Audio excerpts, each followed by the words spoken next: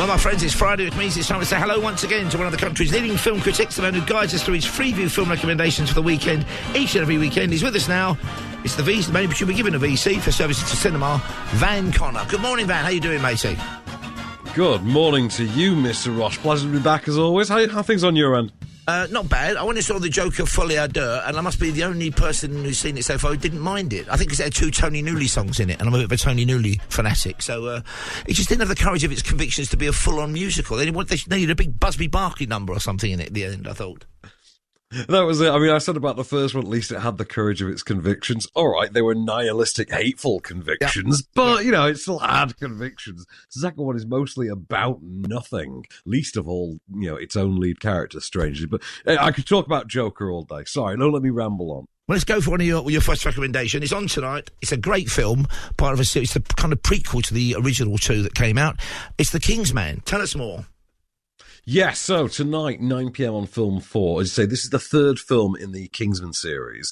This is the prequel. This is set during World War I. This sees director Matthew Vaughn return after having skipped the second one. And the second one, I think, is pretty terrible. I think the first one is really good. I think the second one is the problem with the second one is good. But Elton John and people were obviously only on it for like 2 or 3 days. It's all very kind of bitty and doesn't really kind of morph into one film, I thought. And it's just rubbish.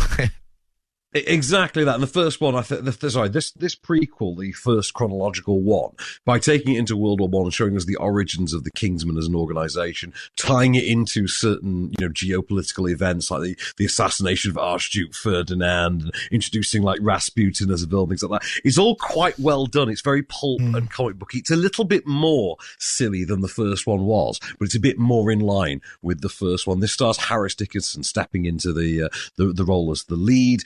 You've got Ray Fiennes as the mentor this time around, and best of all, Rhys Ifans as a kung fu disco dancing Rasputin. I mean, that is a performance that should have got some kind of Oscar and the Oscar for the over-the-top performance of the year should have gone to Rhys Ifans for that, because we're all fascinated by Rasputin. He took it to another level in this film. I always expected the Boney M song to blast that at one point. Exactly. No, let's save that for the Doctor Who Rasputin instead, I think. But yeah, you can see this, as I say, tonight, 9 p.m. on Film 4. We've got a clip for you. This is Ray Fiennes and Rhys Ifans in The Kingsman. You cannot keep me locked away as the world burns. Son, the truth is the world is ruled by corruption and greed. We must do something. Certainly.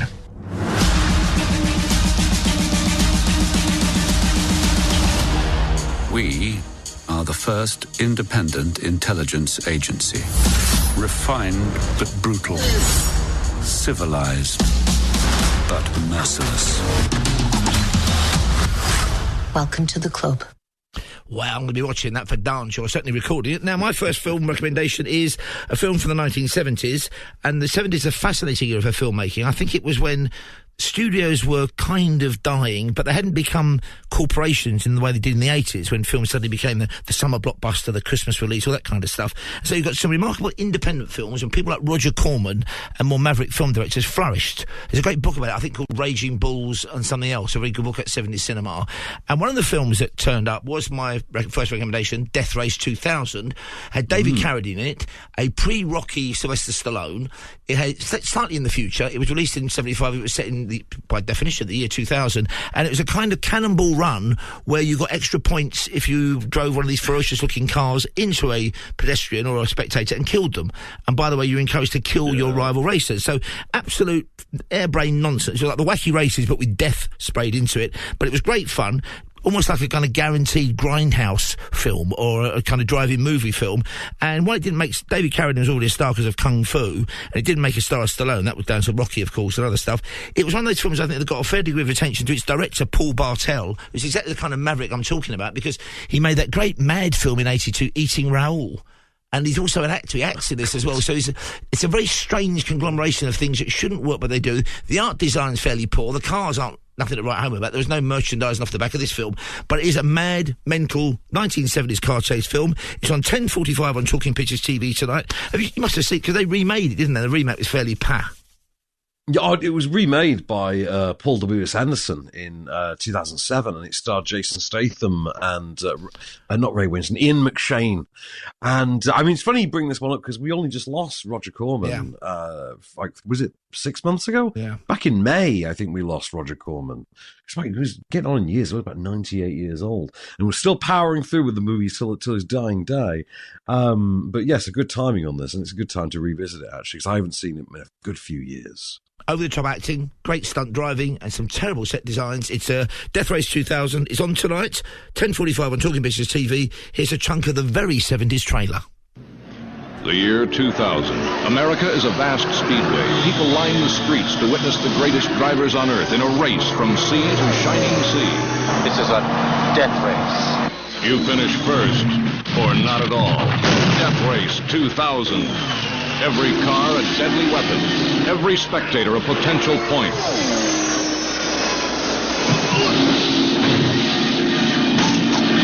It's a cross-country road wreck, and the traffic is murder. Great punning trailer. And while that was happening, Alex was trying to bring to mind the Wacky Racers contestants. He had Penelope Pitstop, the Ant Hill Mob.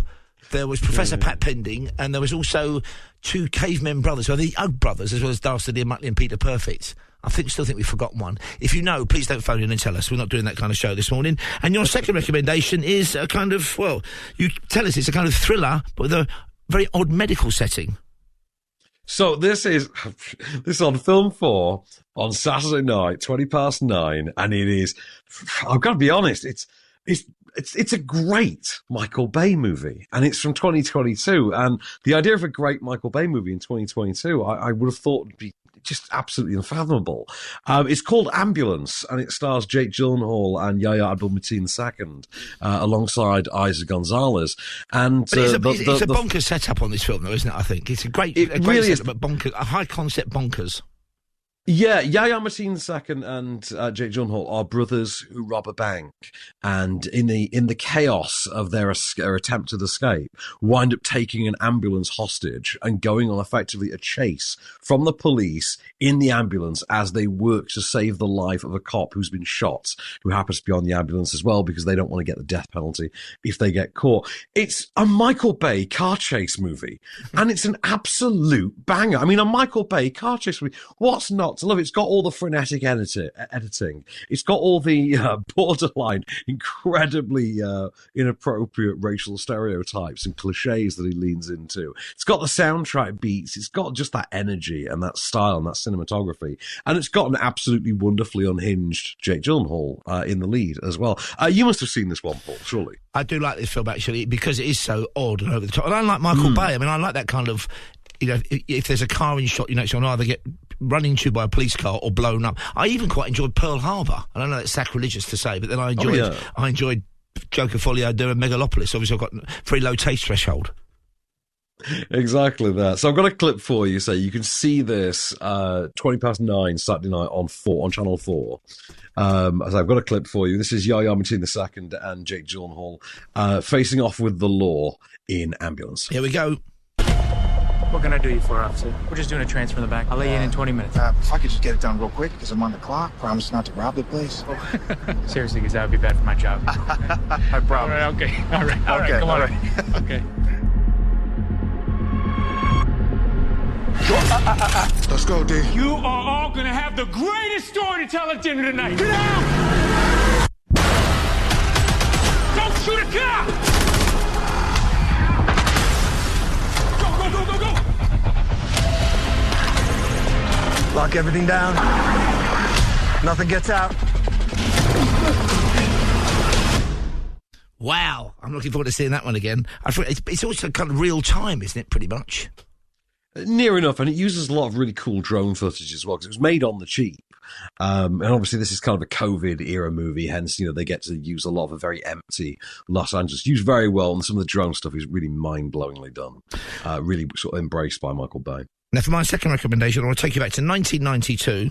So this film is, and it surprised me, 32 years old. It's the Michael Mann version of Last of the Mohicans. It was filmed before in 1936, I think, and that was did good business at the time. Based on a novel that's very popular still in America by James Fenimore Cooper, virtually unread here because it was written in 1826 and it's just kind of turgid and slow. But it concerns.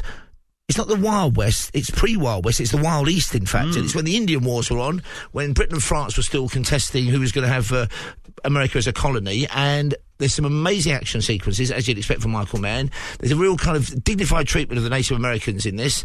There's definitely goodies and baddies in the Native Americans, but that's the way it works out, because it was basically a war, and one side were the side responsible for kidnapping a young woman, an Englishwoman, I believe she is, and that's why Daniel Day-Lewis turns up as somebody who knows and understands the Native American way of life, and he's kind of charged with rescuing her, and the love story ensues, but some amazing action footage, some amazing fighting. I actually preferred this as a picture of what it must have been like at that time. I didn't mind The Patriot. I prefer this to The Revenant, because I thought The Revenant was so relentlessly, I know, it's very different themes to the film, but so relentlessly downbeat, whereas this is quite violent at times, quite shocking at times. But Daniel Day-Lewis is just an unbelievable charismatic figure in this. There's a scene when he sees the woman, and he obviously is smitten with her, and he just kind of walks through a crowd of people, and it's like watching, like Jason Statham doing it, high kicking everybody. It's a remarkably kind of powerful performance he gives in that. I think they wanted him to be a kind of big leading man figure, because he made that Edith Wharton adaptation, didn't he? The Age of Innocence for Martin Scorsese, and then he went off and did other things, probably just as well. Anyway, this film is on 9 o'clock tomorrow night on Film 4, Last of the Mohicans. If you've never seen it, it's well worth a watch. It's old-fashioned in a sense, but sweeping. It's got a big scale, money's on the screen, what's not to love, and here's a chunk of the trailer. It's not as I imagined it would be, thinking of it in Boston. Frontier is the only land available to people. Out here, they're beholden to none. As a new land was being carved out of an untamed frontier. Just dropped in to see how you boys is doing. One man, defiantly courageous, stood his ground. I called all our colonial scouts. What in the militia? I ain't your scout. You sure ain't no damn militia. One woman, fiercely independent, followed her spirit. My father warned me about people like you. He said, do not try to understand them. Do not try to make them understand you. Thank you so much. They shared an adventure. It was a war party. That means they're going to be attacking up and down the frontier. That took them from the edge of the wilderness. He saved us. We're alive only because of him. Are those the actions of a criminal? And into each other's hearts. Wow. I mean, it is sweeping and old-fashioned, but all the better for it, I think. Now, my final recommendation is a Sunday film. It's on 8 o'clock on Sky Arts, which is a Freeview channel. I think it's also turning up on Saturday as well on Sky Arts, and it's 12 Angry Men from the mid-50s, based on a TV play. It's been turned into a stage play since, and it concerns a jury, and a jury coming to a decision about a murder case in which a young Mexican boy, effectively, although he's an adult to stand trial, is the accused, and it seems an open and shut case, cut and dried, so the jury go in there, and they want to get back to their lives, and there's kind of friction between them already, and then one person of the 12, despite the evidence being apparently overwhelming, dissents and says, I think he's innocent. Yeah. So they start having a discussion. And that one man is Henry Fonda, and he only does it really because he thinks, we're throwing away somebody's life here, potentially. Let's at least have a conversation about it. It's an amazingly intense film. Parts of it are dated, and some of the acting to our eyes these days would probably be a bit melodramatic. Lee J. Cobb's in it, who used to be in the TV series The Virginia. He's on the waterfront as is he Johnny Gentle, I think he plays in that, the union boss. But he's kind of eating the scenery a bit. Henry Fonda does what Henry Fonda always does, which is, apart from Once Upon a Time in the West, he's just dignity personified. I think every generation of actors, we must have somebody who's just dignity, and now it's Morgan Freeman, but it used to be Henry Fonda, I think, back in the day. And it's just a great film. There are twists and turns. It's a brilliant use of the one room, effectively, where they're in. And I think it was the first film directed by Sidney Lumet, wasn't it, I think? He went on to make a lot of socially kind of campaigning films. So it's on 8 o'clock, Sky Arts, Sunday night. I mean, it's not a masterclass in filmmaking, this, I don't think, but I think it's a great actor's film. Jack Klugman's in it, for example. He wants to be Quincy MD. So there's all kinds of faces you'll recognise in it, and it's amazing. Kind of thing that Hitchcock would have had fun with as well, I think, because it's, challenge would have been the challenge is filming it, giving drama in it, giving almost violence in it. So there's a threat of violence throughout the film as well in the jury room, in just that single room. So it's an interesting movie, black and white, but don't hold that against its Stuart armour if you choose to watch it. It's on 8 o'clock, Sky Art, Sunday night, 12 Angry Men. Guess what? I've got a bit of the trailer. Here's what I think happened. How can you be positive about anything? I don't understand you people. I mean, all these picky little points you keep bringing up, they don't mean nothing. You are going to try a man for murder. The awesome power to kill will suddenly be thrust into your hand. Watch them and pray, for someday you may become one of them. 12 men with the smell of violent death in their nostrils. What's the matter with you guys? You're letting them slip through our fingers. Slip through our fingers? Are you his executioner? You cut it. Ever since you walked into this room, you've been acting like a self-appointed public avenger. Shut up. You're a sadist. 12 men turned into 12 clawing animals. It's a little over the top, that trailer. They're not really showing it to 12 clawing animals, but there is tension in the decision room. And it's a fine, it's an old-fashioned film because it was made in the old-fashioned era, big studio production. It's from 1955 or 6, I think, but it's on 8 o'clock, Sky Arts, on Sunday evening. So you can go to bed feeling you've done something towards kind of more serious side of filmmaking, possibly. Serious in an old-fashioned sense. What's your final film for us, Van, this week? So my final film is showing at 3:15 on Sunday afternoon on ITV2. It's the very first film ever to feature a fully realised CG animated character, and it comes from 1995's Casper, which was produced by Steven Spielberg. It's actually so I've gone for 12 classic. Angry Men about a miscarriage of justice averted and life and death, and you've gone for Casper the Friendly Ghost. Exactly that. The beautiful spread of cinema, this is. I actually think the first Casper movie is kind of a low-key banger. I mean, it's especially cherished to people of a certain age. Like, people who are about my age tend to have grown up with Casper, so it's something we hold kind of dear. It's also the first big role, I think, the first major role that, I keep calling her Wednesday Addams, Christina Ricci has after being Wednesday Addams. So there's that going for it as well. You've got Bill Pullman, Eric Idle, Kathy Moriarty in there. Some really fun animated visual effects that surprisingly still hold up. A little cameo from the greedy, scary ghosts who are Casper's uncles, whatever they are. Ghosts. Three uncles. They're great. And Casper is... almost amazingly, he's not as cloying as he might have been as he sometimes was in the comics, because there was a cartoon series, I think, in the 40s or 50s, wasn't there, of Casper? And he's blooming irritating. He's pleased he was dead. Exactly that. Yeah, but the movie is actually quite funny and also quite touching as well. And if it's a fun one for the whole family, it's actually quite a fun little, mid-90s supernatural adventure jaunt. And there's also a kind of Beetlejuice type bit of jeopardy in there, because there's the whole thing about whether they should return Casper, the ghost lets them forget of a dead child, whether he should be returned to life in some way. It's actually true. They actually do give you an origin story for Casper, because obviously, he has to be a dead child. So they actually go to that extreme, which, let's be honest, is not a thing you're doing in a family movie in 2024. But in a Spielberg-produced one in 95, you would absolutely do that. So I've got a clip for you. This is on, as I say, 3:15 Sunday afternoon on ITV2. I give you Casper. What are you saying? I saw a ghost, and it had a head, and it was round, and it was white and see-through, and... Honey, wait a minute. Now, maybe... Dad, please, do not think I'm as crazy as I thought you were. I promise. No, but remember, ghosts can't hurt you, okay? They're simply spirits with unfinished business, all right? Now, let's just see about this ghost, all right? Come here. Come on. Here, check here. And, see?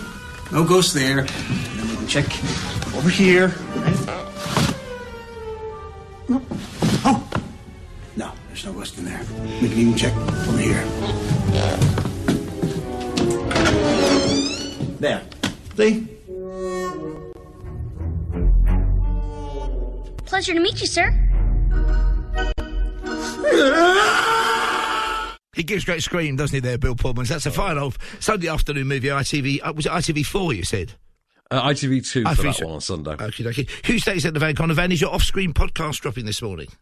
Well, it is indeed. We've got a new Stephen King movie to talk about. So, I can't possibly stay away. So you can find us from 8 a.m. on podcast platforms. We're talking about Salem's Lot, the new movie Time Stalker as well, which is worth talking about, I think. I finally caught up with The Substance, that Demi Moore horror film. Did you enjoy The Substance? It's a cracker. It's a kind of David Cronenberg body horror film, which I wasn't really expecting by the end of it. Yeah, two people walked out when I saw it, because it's a little OTT towards the end, I think. I think it might be for some people. Just a bit. Huge thanks to Van Connie. He's never over the top. He's always on this show each and every Friday with his Freeview film recommendations. And we're live, my friends, till 5. But for the moment, for Van at least, that's a wrap.